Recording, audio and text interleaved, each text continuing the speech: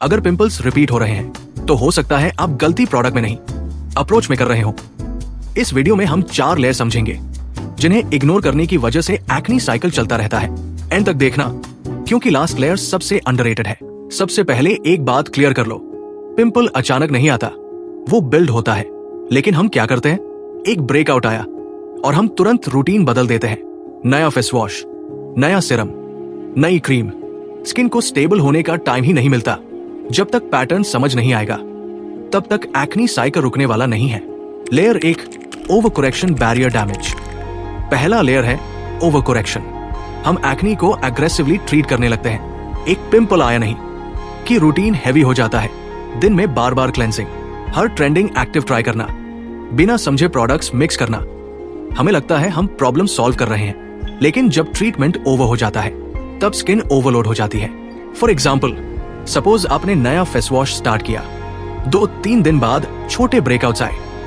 Observe करने की जगह आपने सीरम ऐड कर दिया, फिर स्पॉट ट्रीटमेंट, फिर एक्सफोलिएशन।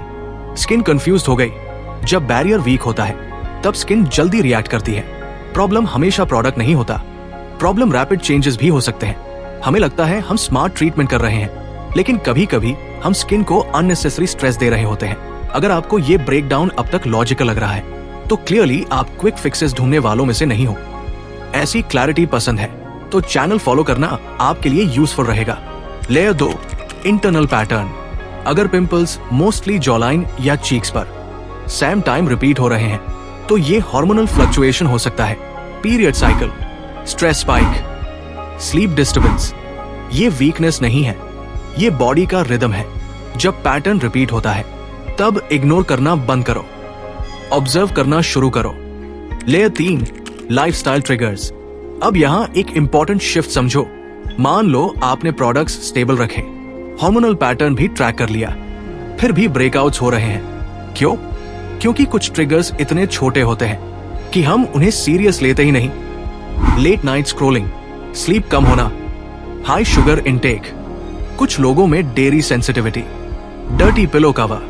ये ड्रामेटिक चेंजेस नहीं है, लेकिन जब ये छोटी हैबिट्स रोज रिपीट होती है तब इन्फ्लेमेशन धीरे धीरे बिल्ड होती है। एक्नी अक्सर एक सिंगल रीजन से नहीं, मल्टीपल स्मॉल ट्रिगर्स के कॉम्बिनेशन से बिल्ड होता है। लेयर 4, दी अंडररेटेड ट्रिगर। अब सबसे इंपॉर्टेंट लेयर, पैनिक। एक पिंपल आते ही बार बार टच करना, स्क्वीज करना, हर 3 दिन में प्रोडक्ट चेंज करना।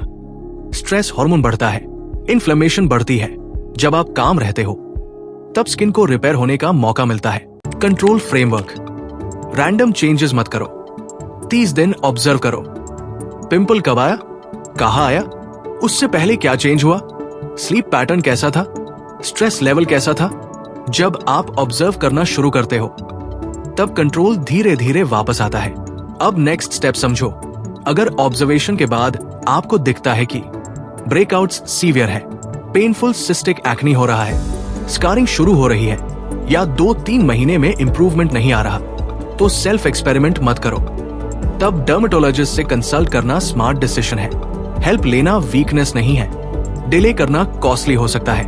एक्नी एनिमी नहीं है, इंडिकेटर है। जब आप हर बार रिएक्ट करने की जगह पैटर्न समझना शुरू करते हो तब एक्नी साइकिल धीरे धीरे ब्रेक होने लगता है। लॉजिक से अप्रोच करो, इंपल्स से नहीं। अगर आप इंपल्स से नहीं, लॉजिक से डिसीजंस लेते हो तो इस चैनल को सब्सक्राइब करो। यहां हम पैनिक नहीं, पैटर्न समझते हैं। Be realistic,